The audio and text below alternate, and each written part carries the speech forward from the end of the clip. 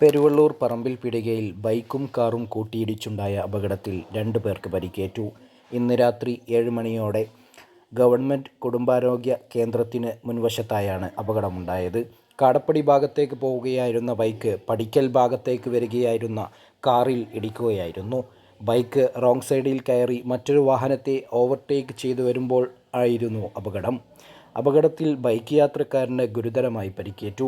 ഇയാളെ ഉടൻ തന്നെ ആംബുലൻസിൽ ആശുപത്രിയിലേക്ക് മാറ്റി. കാർ യാത്രക്കാരെ നിസ്സാര പരിക്കുകളോടെ സമീപത്തെ സ്വകാര്യ ആശുപത്രിയിലും പ്രവേശിപ്പിച്ചു. സംഭവസമയം മഴയുണ്ടായിരുന്നതും അപകടത്തിൻ്റെ തീവ്രത വർദ്ധിപ്പിച്ചു. റിപ്പോർട്ടർ പ്രാദേശികം പെരുവള്ളൂർ.